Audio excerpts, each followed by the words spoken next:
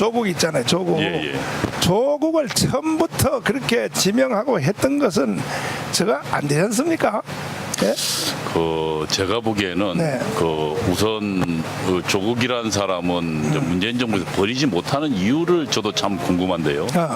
왜냐하면 아무리 그렇다 하더라도 이 정도 되면 사실 버려야 되는데 버리지 네. 못하는 이유가 뭘까? 근데 이제 문재인 입장에서 볼 때는 네. 우선 첫 번째로는 이제 다음 대통령 선거를 의식하지 않을 수 없거든요. 네. 그러면은 뭐 임종석 같은 경우는 호남 출신이니까 호남 출신 가지고 대통령 선거를 대선을 장악하기 어렵거든요. 왜냐하면 호남의 인구 비중이 적어서 그래서 역대로는 이제 호남 가지고는 대통령 되기 어렵다는 게 정설이잖아요. 그렇죠. 김대중 씨도 맞아요. 호남 플러스 KT랑 네, 맞아요. 그러니까 충청도를 합쳐서 그것도 뭐 아주 작은 표차로 됐죠. 그렇게 됐어도 결국은 누굽니까 인재 예. 인재 가져가는 바람에 인재 작전을 안 썼으면 졌죠. 둘이 합해도 안 되는 거죠. 그러니까 그래서 아마 문재인 대통령의 가장 고민은 지금 현재 이 정도 헌법을 파기해서 만약에 대통령이 내려오면 다음에 구속이란 말입니다. 그렇죠. 그러면 자기가 살 길은 구속당하지 않고 살 길은 자기 후계자를 대통령에 앉히는 수밖에 없는데 그 조건이 누구냐라는 측면을 봤을 때 우선 조국이라는 사람이 영남이고 부산이란 말입니다. 그리고 아시지만 일반 잘 모르는 사람들이 되게 좋아할 조건을 가졌어요. 뭐 예를 들면 서울대 법대를 나왔죠. 그리고 교수죠. 키도 보니까 꽤 그다음에 인물도 그 정도면 그렇죠. 뭐 가까이서는 그렇지 않다 그러지만 어쨌든 객관적으로 보기에 인물도 나쁘지 않고요. 지난번 기자회견 할 때 보니까 목소리도 음색도 좋고 그리고 여러 가지 측면에서 참 부산 출신에다가 그래서 여러 가지 조건을 갖고 있다. 가장 중요한 건 또 문재인 입장이 볼 때는 그의 사상일 거예요. 그렇죠. 지난번에 자기 젊은 시절에 부정하지 않았잖아요. 근데 그 내용을 정확하게 들어보면 사회주의 혁명을 추구한 거거든요. 그것도 그냥 사회주의를 추구하는 여러 가지 방식이 있습니다. 최근에 뭐 예를 들면 서구 유럽에서의 사회주의는 우리 시장 경제 내에서 그러니까 합법적으로 사회주의를 추구하자는 이상을. 그렇죠, 맞아요. 그래서 그거를 뭐 예를 들면 사회 민주주의자라고 이야기합니다. 또는 좀 더 사회주의 원칙도 각각의 민주사회주의자 이런 얘기가 있지만 그들은 전부 과거의 막스 레닌주의 그러니까 공산 폭력 혁명과는 철저히 단절한 경험이 있습니다. 그러니까 맞아요. 폭력 혁명은 전부 배제했단 말입니다. 그렇죠. 그래서 그들은 시장경제 인정하고 폭력 혁명 배제했어요. 그래서 이제 그런 이상을 자본주의 내에서 실행해 보자는 사람인데 아시지만 조국이라는 사람은 그게 아니고 맞아요. 자유시장 경제를 뒤집어 엎어서 폭력혁명으로 타도하고 사회혁명을 하겠다는. 저 사람은 이런만 사회주의란 말을 쓰지 사실은 저 사람은 공산주의를 말하는 거죠. 그러니까 원래 공산주의란 말이 국민들에게 뭔가 좀 두려움을 준다 해서 그렇죠. 그래서 사회주의란 말을 쓰는 겁니다. 그래서 사회주의와 공산주의 같은 내용이에요. 자, 가만히 있어봐요. 우리 국민들 중에는 아직도 이 방송을 처음 보시는 분들은 이동호 교수님이 누군지 잘 모르시니까 제가 다시 한번 소개하겠습니다. 우리 이동호 교수님은 그야말로 김문수 지사님과 같이 저쪽 동네에서 연세대학을 다니면서 사실은 앞에 나와서 행동하는 사람은 임종석 등등 북한에 갔다 왔던 여자 임수경 이런 사람들을 밑에서 지휘했던 진짜 빨갱이요. 이 사람은 진짜 빨갱이. 밑에서 완전히 이석기고 총 지휘했던 지휘부에서 핵심으로 일했던 분이신데 하나님의 은혜로 이제 어느 정도 전향한 게 아니라 완벽하게 전향을 해서 이제는 정말 우리 조국 대한민국을 자유민주주의 시장경제 한미동맹 기독교 입국론을 세우는 이게 최고의 오히려 지금 현재 중심에 서 있습니다. 제가 김문수 지사님에 대해서도 늘 그런 말을 하는 것처럼 우리가 이제 역사가 진행되는 그 역사의 사이클을 보면은 아놀드 토인비는 이제 그 해겔 철학부터 시작해서 정반합 어떠한 주체가 있으면 거기서 들머지 반대 세력이 나온다. 이 두 개 힘겨루기 하면 또 새로운 세력이 나온다 해서 정반합으로 역사가 간다고 하는데 성경적 역사가는 그렇지 않습니다. 성경적 역사가는 어떻게 되어 있느냐. 하나님이 어떠한 단체 중에서 최고의 앞잡이 그 사람을 꺼내 가지고 그 사람을 꼭지를 돌려 가지고 앞에 세력을 정리하는 거. 그 중에 제 1번이 누구냐면 사도 바울입니다. 사도 바울은 원래 유대인으로서 유대교의 1인자였었죠. 근데 유대교 1인자인 바울을 꺼내 가지고 구약 교회를 없애버리고 그리고 새로운 신약을 열어갔던 사건.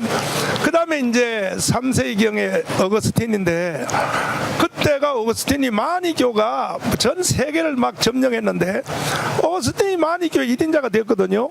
그런데 이제 엄마 모니카의 기도로 돌아와서 자기가 있었던 그 마니교를 없애는데 정리를 하고 기독교를 새로 세움으로 인류 역사가 계속 진행되었고 세 번째가 말틴 루터인데 말틴 루터가 천주교 신부 출신이 아니었으면요 절대 불가능했죠. 그렇죠. 예. 예. 그 안에서 최고의 비밀을 다 아니까 그렇죠. 예, 이걸 뒤집는 종교개혁을 해서 이제 인류가 또 이렇게 올 수 있도록 이런 일을 했다면은 이 하나님이 역사 진행의 사이클을 보면 항상 어느 진지의 주도 세력의 핵심 사람을 꺼내서 꼭지를 돌려가지고 정리하고 새로운 세계를 열어간다. 그럴 때 저는 그 우리 이동호 교수님을 주목하지 않을 수가 없는 것입니다. 네.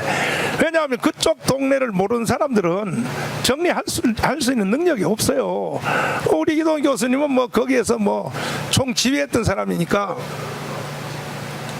근데 그 사람들도 우리 교수님처럼 이렇게 전향을 시키려고 친구니까 이게 시도해보니까 안 돼요. 그 사람들은. 우선 네. 그 전향이라는 과정이 물론 저도 뭐 네. 아까 목사님 말씀드렸습니다만 사실은 네. 그 목사가 되려고 대학에 들어왔다가 그래서 이제 대학을 졸업하고 목사를 되려고 했다가 네. 당시 이제 뭐 시대 상황이 그랬습니다. 어쨌든 그래서 저는 한 걸음씩 한 걸음씩 가다 보니까 네. 좌익으로 갔고 그다음에 김일성주의자까지 갔더라고요. 아이고 참.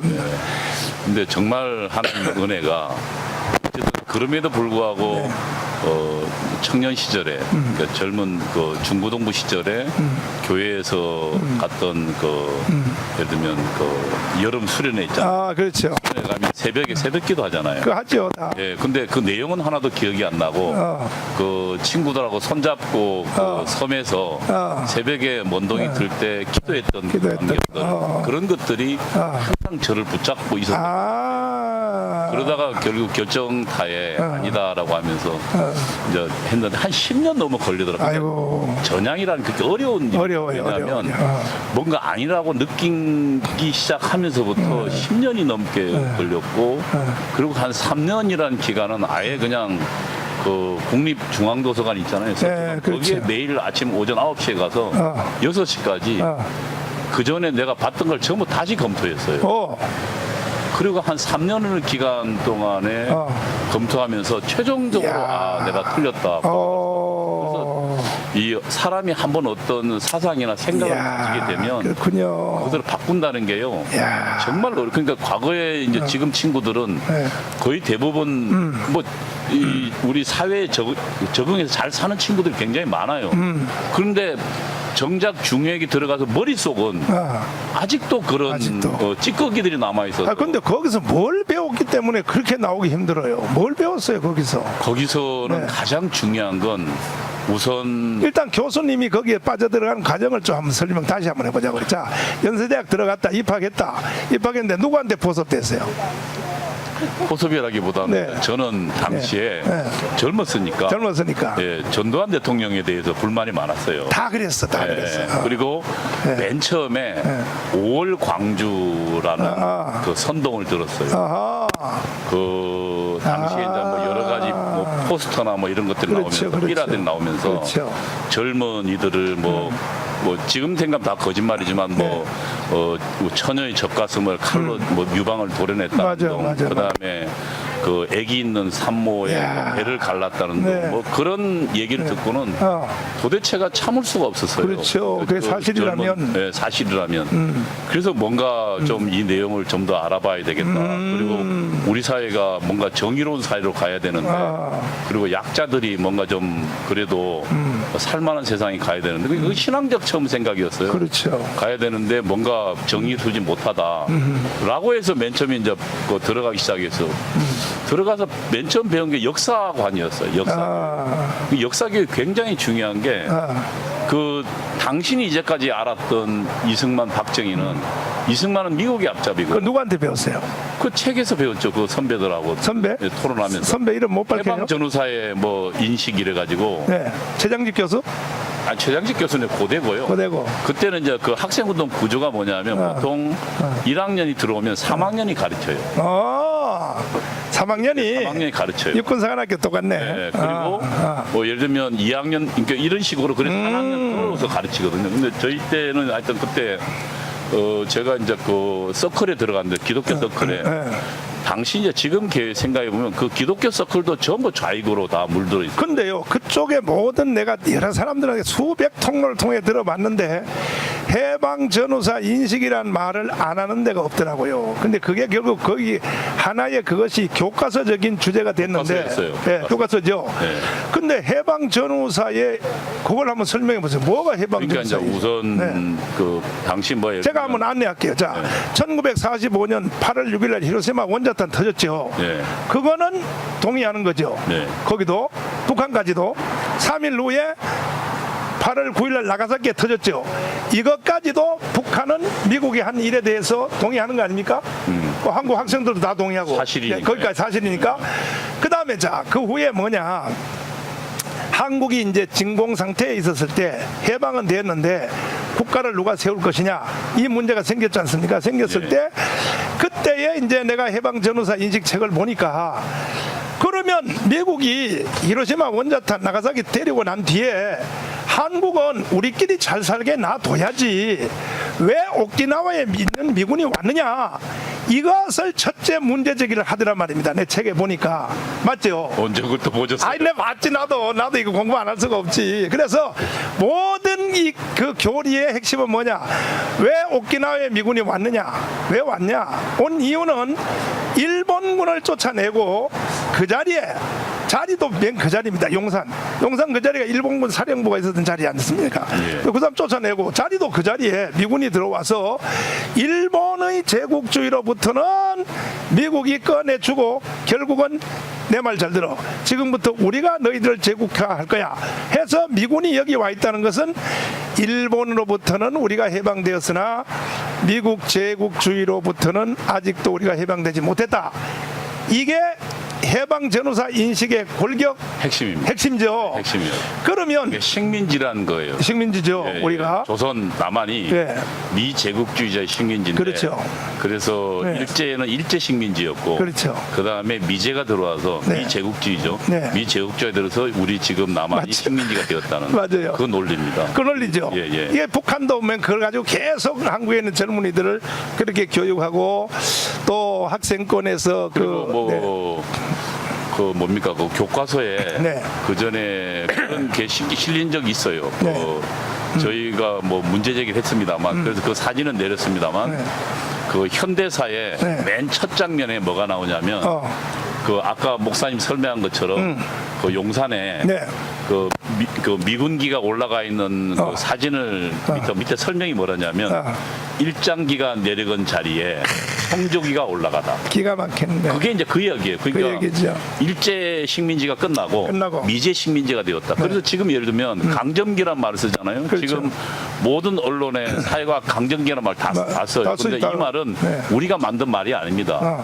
그러니까 북한에서 만든 용어예요. 하하. 북한의 그 사회과학자들, 역사학자들이 만든 아이고 용어거든요. 세상에. 그거를 80년대 중반부터 강점기란 말을 가져. 그전에는 강점기란 말이 없었어요. 우리는 일본 식민지란 말 썼죠. 식민지란 말을 썼죠. 네, 그러니까 강점기란 말은 안 썼는데 강점기란 말은 그 강제로 점거했다는 점령했다는 근데 거죠. 그게 네. 강점기 1, 2가 있어요. 강점기 1은 일제 강점기, 강점기 2는 어허, 나 이거 오늘 처음 듣는 얘기야.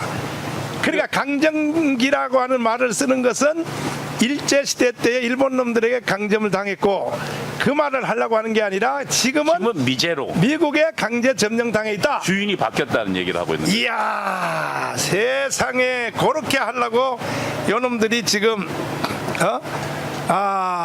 지금 금방 뉴스 왔는데 조국을 임명을 강행했답니다. 결국은 임명장 수혈했답니다. 좋아, 그래 문재인 좋다 이 자식아, 너 그래 가보자. 근데 자 이렇게 가는데 그러면 우리 교수님이 지금 현재도 이 주사파 있는 이 애들 있잖아요. 조국하고 다 이 사람들은 지금도 맨 그렇게 믿고 사는 거죠. 그러니까 우선 그런 이제 아까 얘기를 다시 돌아보면 그런 충격들이 왔거든요. 네. 그러면서 이제까지 내가 알았던 이승만은 미국의 앞잡이고 그다음에 그 동포들의 예를 들면 그 후원받아서 호의호시 간 사람이고 네. 그다음에 박정희 대통령 일본 이름 처음 들어봤어요 그때. 충격이었죠. 근데 이제 사실은 지금 생각해 보면 일제 시대에 살았던 사람 창시겸 헤라에서 다 일본 이름 있었을 거 아닙니까? 다죠 100%. 근데 그 박정희만 특별한 게 아닌데 이제 저희 같은 경우는 어렸으니까 그런 충격들이 이제 저에게 다가왔고. 그때 태어난 사람은요 다 일본식 이름 다 가졌어요. 근데 그러면서 그들이 대한민국은 지금 아직 해방의 과제를 남아 있다. 이제 그 말이 그 청년이 있던 저에게 이제 뭔가를 해야겠다. 그러면서 배우기 시작해서 역사에서 시작해서 그 다음에 철학을 알아야 된다. 그러면서 그 막스 철학, 그러니까 변증법적 유물론을 가르치더라고요. 그렇구나. 종교는 민중의 아편이고 기독교는 근데 우리가 이 기독교인이 정말 잘 알아야 될 거예요. 공산주의 나라 혹은 공산주의 표방하는 나라는 종교는 적입니다. 그렇죠. 그러니까 지금 김일성이라는 그 나라에서는 기독교는 없어요. 없어. 지금 거기에 무슨 있는 교회라는 것은 사실은 즐겁교회 다 거짓말이에요. 그건 교회가 아니에요. 왜냐하면 그들의 철학에는 그 신은 없고, 그렇죠. 신은 없어요. 그다음에 두 번 왜냐하면 물질 자체의 자기 그 발전 과정이거든. 그리고 신은 없고 그다음에 이 종교라는 것은 민중이 억압으로부터 민중을 아편 주사를 놔서 그 억압을 깨닫지 못하게 하는 아주 잘못된 거기 때문에 그건 발멸시켜야 돼요. 그래서 지금 그 북한에서도 그 기독교를 정말 믿는 사람들은 다 정치범 수용소에 갇히는 거 아닙니까? 그렇죠. 그런데 지금 있는 교회라는 것은 그 선전선동하기 위해서 전부 거짓말이에요. 예. 이걸 우리가 알아야 되는 그렇죠. 거죠. 그런 철학을 배우고. 한국에는 이 대형교회 목사들 멍청한 놈들이 그것도 모르고 북한 가서 말이야 돈 갖다 주고 오고 떠들잖아요. 선교한다고. 죄를 짓는 겁니다. 그렇죠. 지금 적어도 종교를 압살하고 그리고 지금 김일성 그 동상이 있는 자리가 그 최초의 교회가 있던 자리야. 그렇죠. 거기 유명한 그 자리에 지금 우상을 숭배해 놓고 세워 놓는데 저는 그 하나님의 징계가 있을 거라고 믿어요.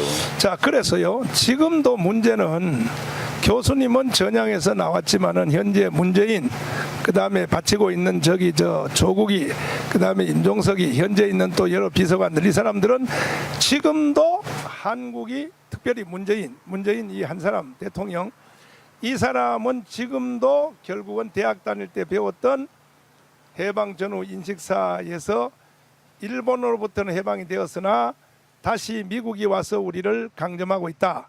이 미국의 식민지살이를 계속하고 있다. 여기에 변함이 없는 거죠. 변함이 없는 겁니다. 야, 이게 문제라. 이게 문제 결과적으로. 지금 모든 것을 미국으로 돌리라는 거거든요. 그래서 이제 조국이 조금 전에 임명됐다고 하는데 조국이가 어제 그저께 청문회 할 때에 김진태 의원이 핵심적인 말을 계속 물으니까 사회주의냐 당신 그러니까 아까 말씀하신 대로 조국이가 말한 사회주의가 아니고 공산주의인데 국민들이 충격받을까봐 사회주의란 말로 비켜가면서 이제 하는 말인데 여기 휴지 하나 드려라.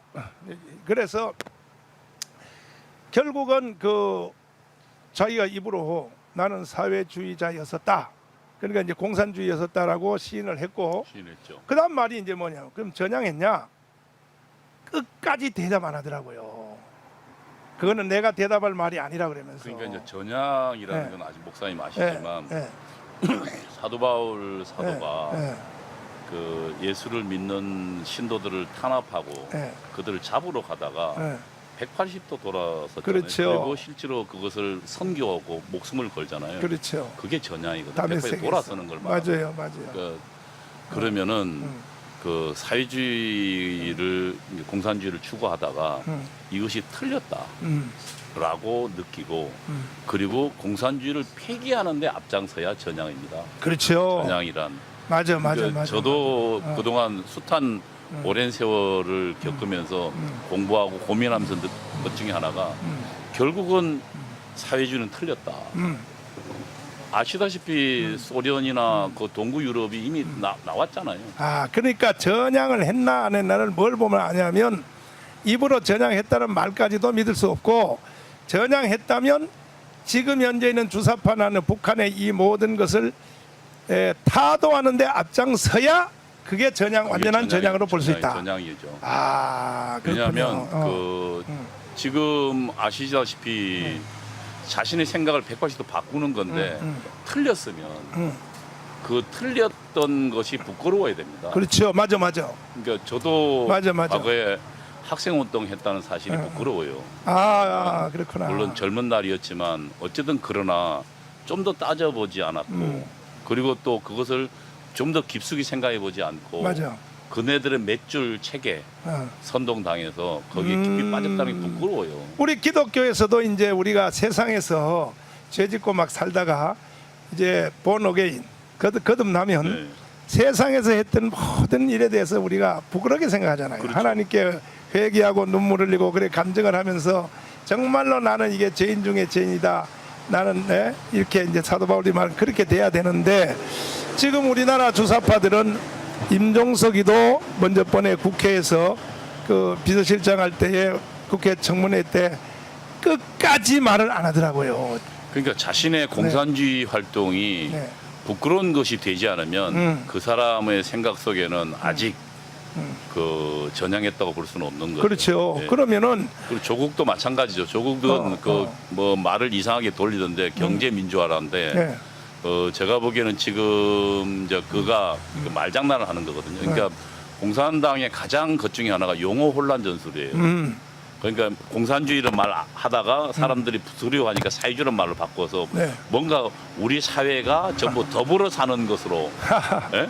그렇게 사람들을 안심시키잖아요. 그 용어를 계속 바꿔요. 그러니까 예를 들면 뭐 민주주의란 말의 용어 속에 자기들의 세상을 집어넣기도 하고 민주란 말이에요.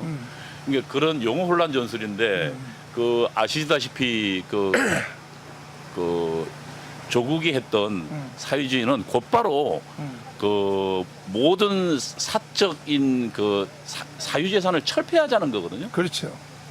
그러니까 전부 우리가 집단 생활하자는 거예요. 맞아요. 뭐 그날도 토지 공개념 뭐 어쩌고 저쩌고. 근데 토지 공개뿐만 아니라 토지뿐만 아니라 모든 것을 그러니까 참 예를 들면 그 사유재산을 폐지하자는 거예요. 기가 막히는 거야. 그리고 전부 국가 소유를 하자는 거예요. 그렇죠. 그러니까 소련이나 하하. 과거의 동구라파나 썩을 지금 놈들. 북한처럼요. 썩을 그래서 놈들. 전부 직업이나 것도 전부 그 나라에서 정해주잖아요. 썩을 놈들 정말 그러니까 참. 그 나라로 가자는 거예요. 그게 무슨 경제 민주화고 경제 민주화는 약간의 좀 약간 다른 개념입니다만 이들이 용어를 잘 슬쩍 속이는 거죠. 야. 그러면 이제 이런 전향하지 않는 이런 자를 법무부 장관의 임명을 이제 한다고 하고 청와대에서 발표가 나왔는데 하고 문재인도 그러면 같은 한 통속이라고 보면은 전향하지 않는 이게 극단적 주사파들이 대통령을 하고 장관을 하고 뭐 조국 분이겠습니까? 거기 장관들 다 똑같은 놈들인데 그래서 이러한 데서 대해서 이번에 조국 사태를 통하여 국민들이 많이 알은 것 같아요. 이제 근데 드디어. 더 좀 깊숙이 알아야 될 게 있습니다. 네, 왜냐하면 지금 조국 사태를 쳐다보면서 도대체 우리 국민들은 아직도 지금 현재 벌어지고 있는 일들이 그냥 단순히 자유민주주의 체제 내에서 여야 그러니까 뭐 예를 들면 약간의 서로 방식이 다른 뭐 예를 들면 그 진보나 혹은 뭐 보수의 싸움으로 정도로만 알고 있어요. 그러니까 뭐 예를 들어 미국이나 유럽 정도의. 그러나 지금 한국은 본질이 그게 아닙니다. 지금 아시지만 네. 그 조국이라는 사람이 자신이 전향을 이야기 안 했잖아요. 그렇죠. 그리고 왜냐하면 젊은 시절에 그러면은 자기 전향이라면 이렇게 이야기해야 돼요. 자기는 자본주의를 폐지하려고 했으나 지금 내가 와서 보니까 지금 대한민국에 있으면 법무장이 되려면 이 정도 이야기는 해야 돼요. 제가 젊은 시절은 자본주의를 폐지하려고 했다. 그러나 지금 내가 그동안 살면서 보니까 맞아. 자본주의 갖고 있는 강점들이 많더라. 그래서 젊은 시절에 그 자본주의 폐지에 대해서 난 생각이 바뀌었다. 대신 자본주의 여러 가지 약점들이 나 있다고 생각한다. 그래서 그런 측면에서 어떻게 보완할 것인가 라고 생각해야 한다라고 정도 하면 우리 사회가 그나마 좀 받아들일 수 있을 정도는 됩니다. 그러니까 유럽의 사회민주주의자들은 그 정도예요. 근데 지금 조국은 자기 젊었을 때 얘기 안 하잖아요. 무슨 얘기냐면 자기 밑바닥 속에는 우리 지금 현재 시장경제 체제 그리고 우리가 지금 그 하고 있는 우리 헌법의 근간이 리버럴 데모크라시 아닙니까? 자유민주주의 아닙니까? 그렇죠. 자유민주주의와 다른 민주주의를 꿈꾸고 있기 때문에 그런 거예요. 그렇죠. 그리고 지난번 우리 그 문재인 씨가 했던 그 헌법 개정안 중에 그 뭐야 자유 빼자며요. 그러니까. 지금 자유민주주의는 이렇게 보셔야 됩니다. 민주주의는 두 가지가 있습니다. 하나는 전체주의, 공산 전체주의형 민주주의가 있고 그렇죠. 하나는 우리가 채택한 자유민주주의가 있어요. 그렇죠.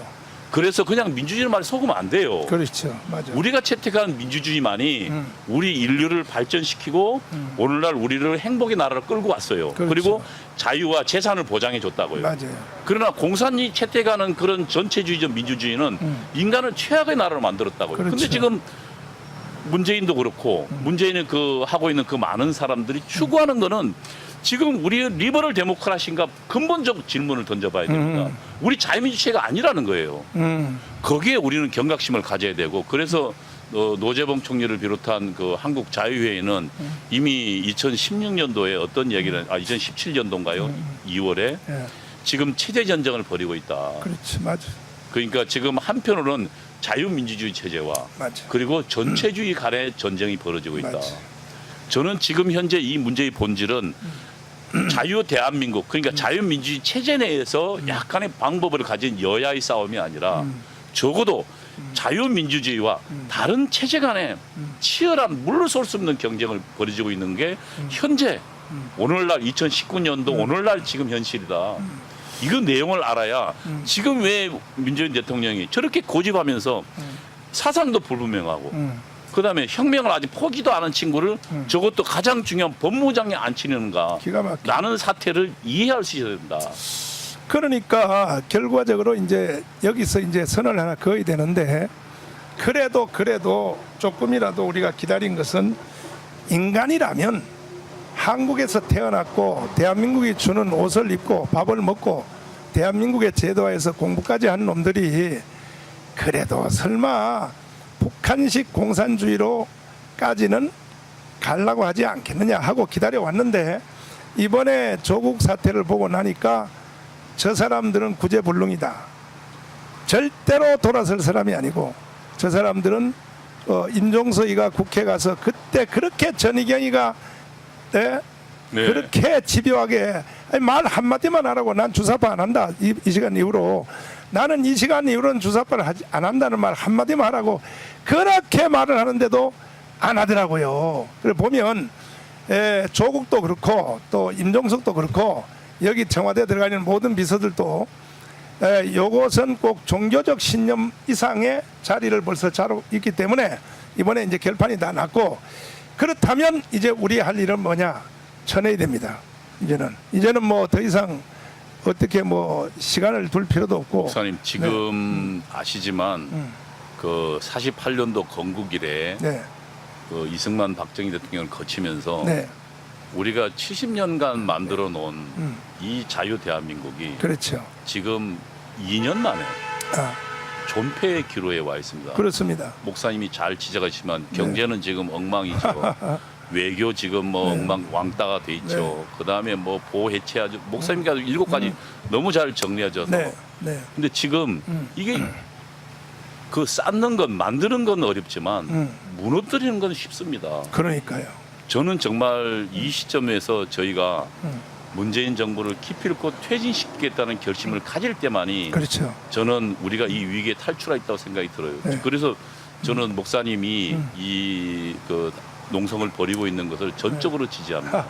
그래서 시간표가 결국은 이제 45년도에서 48년 그때가 사실은 그 육신적인 전쟁이 아니고 그때가 1차 전쟁이었습니다. 1차 전쟁이었죠. 1차 전쟁이요. 그러니까 전쟁인데 어떤 나라를 건립할 맞아. 것인가의 1차 근데 전쟁이었습니다. 그때는 우리 편에는 이승만이라고 하는 하늘이 내려준 그 사람이 그렇죠. 있었단 말이에요. 그리고 또 하나는 네. 미국이란 나라가 네, 미국이 있었고. 어쨌든 네. 이 그렇죠. 38선을 이남을 가지고 있었고 그런데 저쪽은 그때 이제 박헌영이 있었는데 그때하고 세상은 똑같아졌거든. 지금은 저쪽은 박헌영보다가 100배 더 강한 문재인이가 나타났고, 근데 우리 편에는 미국은 지금도 미국 그대로 있지만은 미국도 지금 흔들리고 있죠. 예. 이승만이 없는 거예요. 이승만이. 없죠. 예. 그래서 근데 이제 지금 현재 목사님 네. 훨씬 더 위기인 게 네. 과거는 아시지만 그러니까 우리 내부의 공산주의자들이 물론 있기는 있었습니다만 네. 다수가 아니었습니다. 음. 그리고 그 외부로부터 침략의 위기였잖아요. 그리고 뭐 50년의 전쟁을 벌였지만 지금은 우리 자유민주주의 체제에서 자란 공산주의자들이 우리 사회에 지금 권력의 중추를 장악했습니다. 맞아요. 그때는 그 이승만이라는 분이 건국을 하고 권력은 자유민주주의가 장악했는데 맞아요. 반대죠. 지금은 그 자유민주주의인지 아닌지 잘 모를 그러니까 내부에서 자란 공산주의자들의 핵심들이 대한민국 권력의 중추에 들어가 있단 말이에요. 바로 그게 문제야. 그게 지금 위기의 본질입니다. 맞아요. 그래서 맞아요. 이거는 지금 그때보다 훨씬 더 맞아요. 심각한 위기다. 그렇죠. 이렇게 봐야 된다고 생각합니다. 그러니까 이제 그때하고 지금하고가 이제 한 사람의 차이인데 이승만이 있고 있었고 지금은 이승만이 없고 그런데 그래서 제가 이렇게 나선 거예요, 사실은. 근데 저하고 내가 이승만이 했던 일을 내가 대신한다는 것은 이거는 뭐 신성모도에 가까운 말이지만은 그러나 누구라도 부름 받으면 예, 해야죠. 누가 나오는 사람이 없으니까 누구라도 대한민국에서 부름받으면 다 해야죠. 겁먹어가지고 다 이 보수 우파들은 다 전부 다 쭈그리고 앉아 있으니까 내가 한기총 대표회장으로서 안 되겠다. 나라도 나가야겠다. 나보다 더 센 사람이 나올 때까지라도 내가 견인을 위해서 내가 여기까지는 해야겠다 해서 지금까지 달려왔는데 이제 조금 나오려는 사람들이 들어 생겼어요. 이제 드디어요. 생겼는데 근데 제가 이 애국운동 35년 하고 그 돈도 내가 133억을 써보고 별짓 다 해봤는데 그걸 비싼 대가를 지불하고 얻어낸 방법이 뭐냐? 1000만 서명이에요. 1000만 조직. 조직이 왜 넣냐? 절대 못 이겨. 예. 나는 이거 35년 동안의 결과를 가지고 배워낸 거라서 무조건 존경하는 국민 여러분, 절대 다른 걸로 해결 안 됩니다. 집에서 뭐 가슴을 치고 뭐 밥 먹다가 숟가락을 들고 텔레비를 던져봤자 안 돼요. 그거 안 되니까 무조건 1000만 서명해야 됩니다. 1000만 서명 조직만이 오늘 임명되는 저것들 이제 자산행위를 했는데 빨갱이들은요 보면 극단적 판단에서 항상 저런 짓을 하더라고요. 빨리 와 아니 저 가야 되는데 목사님 어딜 가요? 저기 다 얘기해가지고 예. 빨리 저 강경의 집회를 잡아야 돼. 저거 이미 어. 그랬으니까. 그러니까 와서 한마디 하고 가야지 어딜 가요? 알았어요. 예. 자, 그래서 지금 조금 전에 차명진 의원이 조국이 임명했다고 난리가 났어요. 난리가 났는데 광화문 광장에 빨리 집회 잡으라고 막 소리를 치고 난리인데 집회 잡는 것도 중요하지만 우리가 8.15 대회 했잖아요. 건국으로 제일 많이 모였거든요. 그래도 저 새끼 안 나오잖아요. 안 나오니까 무조건 1000만 조직을 하면 왜 1000만 조직만이 대답인가? 1000만 조직은 헌법 위에 권위를 가질 수 있어요. 4.19처럼. 4.19가 사실은 4.19를 일으킨 사람들 처벌 못했잖아요. 왜냐면 헌법 위에 권위니까, 혁명이니까. 근데 나 혼자만 예를 들어서 청와대 들어가서 하면 나 죽여버리죠. 죽이면 나 죽는 거는 괜찮아요. 뭐 언제든지 좋지 오히려. 근데 이 문제 해결 못하고 난 죽기만 하면 이건 안 되잖아요. 근데 이제 목사님 예. 그 운동이란 그러니까 좌익 운동이든 우익 운동이든 운동은 기본적으로 한 맥락이 있거든요. 운동은 그 대중을 설득하는 과정입니다. 그렇죠. 우리 편으로. 아까 목사님이 조직을 이야기한 이유가 네. 거기에 있습니다. 맞아요. 그래서 맞아요. 그 운동의 과정을 통해서 우리는 대중을 우리 편으로 설득하고 네. 그러기 위해서 우리는 그 대중들에게 선전합니다. 그렇죠. 교육합니다. 그리고 그 교육된 사람을 통해서 우리는 조직을 만듭니다. 근데 이 두 이제 개가 결합돼 있어야 이제 우리가 겨우 450만 정도밖에 안 됐거든요. 아니 많이 한 거죠. 450만에 와서 지금 머뭇거리고 있어요. 100만, 200만 갈 때는 굉장히 빨리 가더라고. 그런데 450만 정도 와서 지금 자꾸 머뭇거리고 있는데 존경하는 국민 여러분, 빨리 저 1000만 조직이 끝나야 되니까 오늘도 여러분 가만히 있지 마시고 한 사람이 10사람한테 전화해서 제가 제기한 대한민국 망했다. 왜? 이유 7가지 한미동맹 파괴, 저 소득주도 경제 파괴, 또 국군 무장 해제, 또 저 안보 해체 이게 좀 빨리 설명을 하셔서 아니 더 이상 뭘 기다립니까? 뭘 무슨 말을 듣기를 기다립니까? 조국 청문회 보셨잖아요. 저 사람들은 이제 공산주의로 가겠다고 선언을 한 거예요. 지금 오늘 조국도 임명까지 하니까 저 사람들은 총살당해서 죽을지라도 저 짓은 마지막으로 한번 해보려고 하는 겁니다. 그러니까 저 사람들은 결단 내렸고 존경하는 우리 국민 여러분들이 이제 어떻게 나오느냐 하는 자세인데 우리가 500만 가지고는 안 됩니다. 그러니까 빨리 나머지 500만을 빨리 여러분들이 조직에 힘써 주셔서 기라성 같은 이 이동호 교수님 같이 와서 이렇게 설명을 해주지 않습니까? 그래서 1000만 명이 이해를 해야 돼. 교육을 받아야 돼요. 아, 이래서 시작됐고 이래서 진행되고 지금 여기까지 왔구나.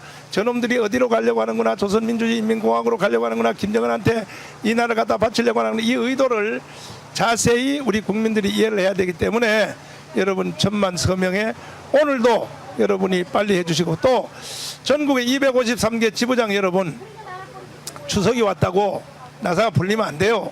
추석이 뭡니까 지금 추석이.